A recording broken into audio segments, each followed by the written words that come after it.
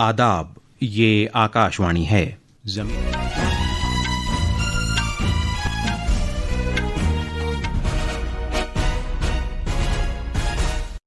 ज़मीर रज़वी से खबरें सुनिए।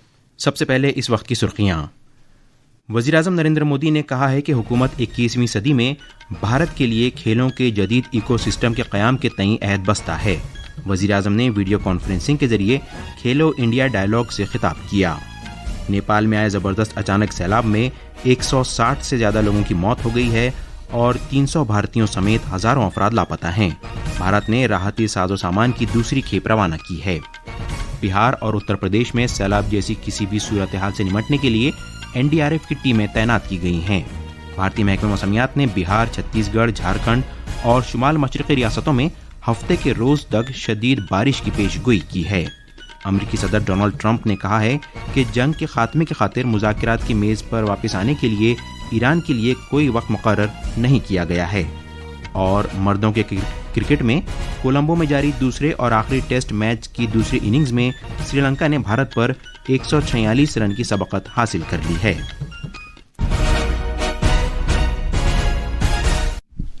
अब खबरें तफसील से। वज़ीर-ए-आज़म नरेंद्र मोदी ने कहा है कि 21वीं सदी में भारत के लिए खेलों का जदीद इकोसिस्टम तैयार करने के लिए हुकूमत पूरी तरह पुरअज़्म है। वज़ीर-ए-आज़म ने कहा कि खेलों की यूनिवर्सिटियों से जदीद तरबियती मराकिज़ तक पूरे मुल्क में ऐसा इकोसिस्टम तैयार किया जा रहा है जहां हुनरमंद खिलाड़ियों को हर सतह पर ताउन फराहम किया जाएगा।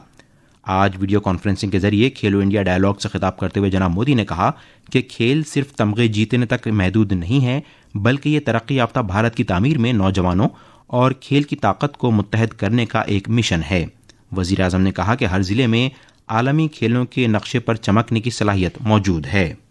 हमारी सरकार भारत में 21वीं सदी का आधुनिक स्पोर्ट्स इकोसिस्टम बनाने के लिए पूरी तरह प्रतिबद्ध है। आज स्पोर्ट्स यूनिवर्सिटी से लेकर आधुनिक ट्रेनिंग सेंटर्स तक देश में एक ऐसी व्यवस्था बनाई जा रही है जिसमें प्रतिभा को पहचानने से लेकर उसे दुनिया के मंच तक पहुंचाने तक हर स्तर पर सहयोग मिले। नेपाल तिब्बत के सरहदी इलाकों में अचानक जबरदस्त सैलाब आने से हजारों अफराद मुबैना तौर पर लापता हो गए हैं, जिनमें तकरीबन 300 भारतीय सयाह भी शामिल हैं। नेपाल के वजीर खारजा शिशिर खनाल ने आज कहा कि सैलाब में मुबैना तौर पर लापता होने वाले अफराद में तकरीबन 300 भारतीय शहरी हैं। इस दौरान आज नेपाल पुलिस ने बताया कि कल 3 जिलों में बोडेक्शी दरिया में आए अचानक सैलाब की वजह से मची तबाही में मरने वालों की तादाद 162 हो गई है। तिब्बत से शुरू हुआ यह सैलाब अपने साथ अहम पुलों को बहा ले गया, कई कस्बे और गांव तबाह हो गए और 1 दर्जन पन बिजली प्रोजेक्ट दरहम बरहम होकर रह गए। नेपाल के वजीर खारजा शिशिर खनाल ने पार्लियामेंट को बताया कि मुकामी वक्त के मुताबिक कल सुबह 8:37 पर तिब्बत के खित्ते में जलजला आया और इसके 3 मिनट बाद अचानक सैलाब आने की इत्तला मिली। इससे यह जाहिर होता है कि जलजले के झटकों की वजह से ग्लेशियर फट पड़ा और इसके सबब ये सैलाब आया। नेपाल की कुदरती आफात से निमटने वाली कौमी अथॉरिटी ने बताया कि नेपाल तिब्बत सरहद पर लेंडे नदी के तुगलियानी में रसुआ ज़िले के तिमूर में बोतेकुशी होता हुआ तिरुशी दरिया में ये सैलाब दाखिल हुआ। इसके बाद ये दरिया के रास्ते दीगर ज़िलों में दाखिल हो गया। उधर चीन के सरकारी कंट्रोल वाले न्यूज़ चैनल के मुताबिक चीन के इलाके में भी 3 अफराद मारे गए हैं, जबकि 265 लापता हो गए हैं। हुकाम ने बताया कि नेपाल के मुख्तलिफ मुतासर इलाकों से लगभग 100 अफराद को बचा लिया गया है। इनमें 30 अफराद काठमांडू में त्रिभुवन यूनिवर्सिटी में ज़ेरे इलाज हैं। इधर वज़ीर-ए-आज़म नरेंद्र मोदी ने नेपाल के वज़ीर-ए-आज़म बालेंद्र शाह से फ़ोन पर बात की और उन्हें इंसानी हमदर्दी की बुनियाद पर हर मुमकिन मदद का यकीन दिलाया। भारत ने नेपाल के लिए इंसानी इमदाद और आफात में मदद के सामान की 37.5 टन की दूसरी खेप रवाना की है। इसमें दवाएं और ग़िज़ाई पैकेट भी शामिल हैं। सोशल मीडिया पोस्ट पर वज़ीर ख़ारजा डॉक्टर एस जयशंकर ने बताया कि इमदादी सामान लेकर दूसरी परवाज़ रवाना हुई है। भारत ने कल इंसानी इमदाद के तौर पर 10 टन साजो सामान और ज़रूरी दवाएं रवाना की थीं। काठमांडू में भारतीय सफारत खाने ने इमदाद पहुंचाने और भारतीय शहरियों के बारे में जानकारी फराहम करने के लिए इमरजेंसी नंबर जारी किए हैं। बीजिंग में भी भारतीय सफारत खाने ने एक हेल्पलाइन नंबर जारी किया है, जिस पर व्हाट्सएप के जरिए रब्ता कायम किया जा सकता है। जो भारतीय शहरी लापता हैं उनमें से कम अज़ कम 50 अफराद कैलाश मानसरोवर यात्रा पर जाने वाले यात्री थे। भारतीय शहरियों के साथ साथ 2 درجن سے زیادہ ملکوں کے سیاح لاپتہ بتائے جاتے ہیں. ان میں امریکہ، ملیشیا، برطانیہ، جنوبی افریقہ، آسٹریلیا اور نیدرلینڈز شامل ہیں. ادھر قدرتی آفات سے نمٹنے کی قومی فورس NDRF نے آج کہا کہ نیپال میں آئے تباہ کن سیلاب سے بہار اور اتر پردیش کے سرحدی علاقوں پر کوئی اثر نہیں پڑا ہے. تاہم بہار اور اتر پردیش کی ریاستی حکومتوں کے ساتھ تال میل کے ساتھ صورتحال پر لگاتار نگاہ رکھی جا رہی ہے. NDRF کے انسپکٹر جنرل نریندر سنگھ بندیلا نے بتایا کہ دونوں ریاستوں میں NDRF کی 20 ٹیمیں تعینات کی گئی ہیں، جن میں 11 ٹیموں کو اتر پردیش اور 9 ٹیموں کو بہار میں تعینات کیا گیا ہے. یہ ٹیمیں سیلاب یا پانی بھر جانے کی صورت میں انخلا، راحت اور بچاؤ کارروائیوں کے لیے تیار ہیں.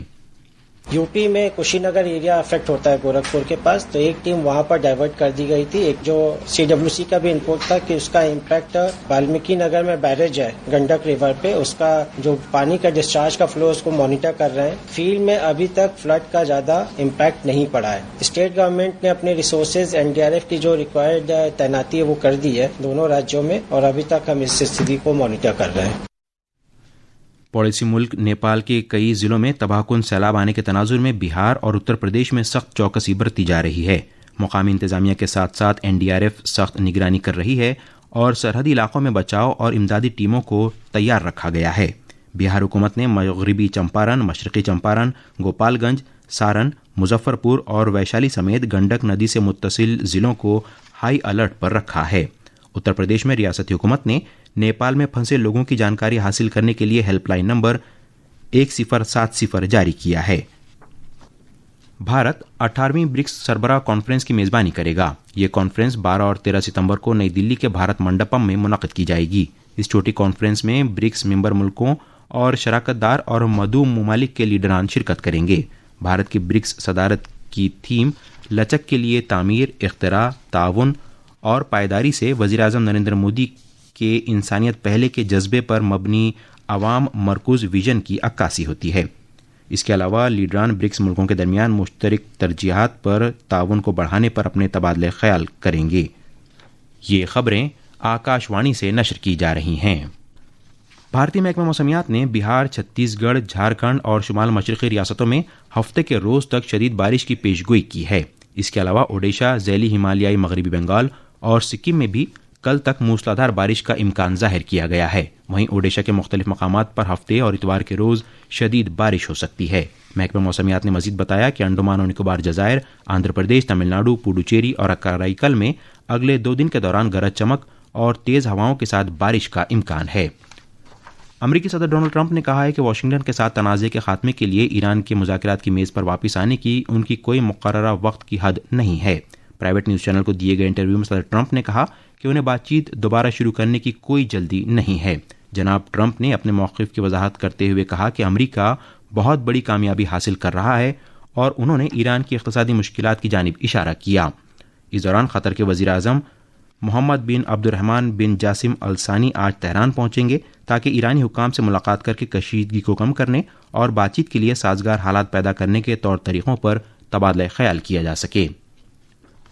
مردوں کے کرکٹ میں کولمبو میں سری لنکا نے دوسرے ٹیسٹ کی دوسری اننگز میں بھارت کے خلاف 146 رن کی سبقت بنا لی ہے. سری لنکا کی ٹیم نے اب سے کچھ دیر پہلے تک 8 وکٹ کے نقصان پر 359 رن بنا لیے تھے. اور آخر میں خاص خبریں ایک بار پھر. وزیراعظم نریندر مودی نے کہا ہے کہ حکومت 21ویں صدی میں بھارت کے لیے کھیلوں کے جدید ایکو سسٹم کے قیام کے تئیں عہد بستہ ہے. وزیراعظم نے ویڈیو کانفرنسنگ کے ذریعے کھیلو انڈیا ڈائیلاگ سے خطاب کیا. نیپال میں آئے زبردست اچانک سیلاب میں 160 سے زیادہ لوگوں کی موت ہو گئی ہے اور 300 بھارتیوں سمیت ہزاروں افراد لاپتہ ہیں. بھارت نے راحتی ساز و سامان کی دوسری کھیپ روانہ کی ہے. بہار اور اتر پردیش میں سیلاب جیسی کسی بھی صورتحال سے نمٹنے کے لیے NDRF کی ٹیمیں تعینات کی گئی ہیں.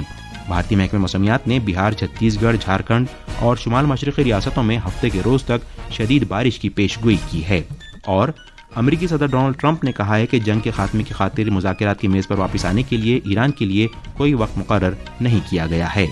اس کے ساتھ ہی آکاش وانی سے خبروں کا یہ بلیٹن ختم ہوا.